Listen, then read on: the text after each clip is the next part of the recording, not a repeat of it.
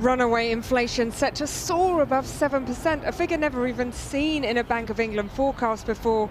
Interest rates hiked with more on the way.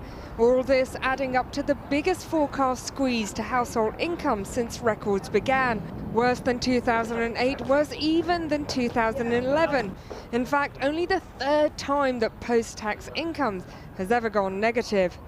The Chancellor of the Exchequer. Thank you, Mr. Speaker. Sunak, allegedly a small state Tory, again required to step in with a new £9 billion rescue package. Right now, I know that the number one issue on people's minds is the rising cost of living. For me to stand here and pretend we don't have to adjust to paying higher prices would be wrong and dishonest. But what we can do is take the sting out of a significant price shock for millions of families by making sure the increase in prices is smaller initially and spread over a longer period. The Chancellor's announcement came hot on the heels of the new price cap, set at an eye-watering £2,017. But £200 will now come off bills for everyone in October through a smoothing loan to energy firms, who will claw the money back from customers over 5 years from 2023. There will also be an additional targeted £150 off bills through a council tax rebate for people with properties in bands A to D. The real question, of course, is will the actions of the Chancellor be enough? The picture painted by the bank today was pretty bleak. Their forecast implied 3 more interest rate hikes. We haven't seen anything like that in 20 years. Since records began, we haven't seen disposable incomes fall this far. Not even close. An extreme trade shock on top of a once-in-a-century pandemic shock on top of Brexit.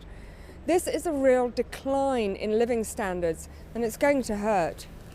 People like Lowry are feeling the pinch even now. I'm already struggling, not being able to pay all my bills.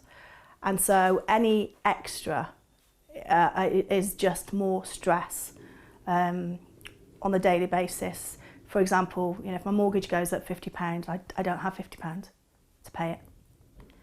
I just have to cut back wherever I can, sell things on eBay. Lowry is a single mother. She relies on universal credit and says she's terrified of her next heating bill. I don't have money for fuel. I don't have money to buy food when we're out and about. There are no treats. I have to constantly say to my daughter, we can't.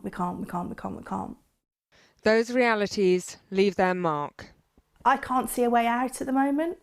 And I know there's a lot of people feeling like me, just particularly hopeless.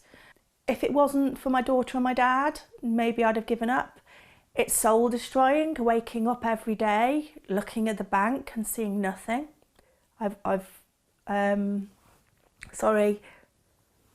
just hard. I'm 51 years old with the only option of a tiny bit of work, earning the minimum wage, which even if I worked 40, 50 hours a week, still wouldn't pay all the bills. The Bank of England says it's acutely aware that low-income families face stress, but insists it has to act. It's a hard message. I know it's a hard message. I'm not going to, in any sense, hide from that. But if we don't take this action, it will be worse. We went into the COVID recession and the banking crisis with fiscal and monetary policy working together to expand the economy.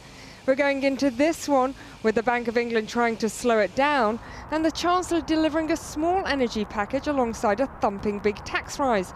Now, that is a hard message for British households to absorb.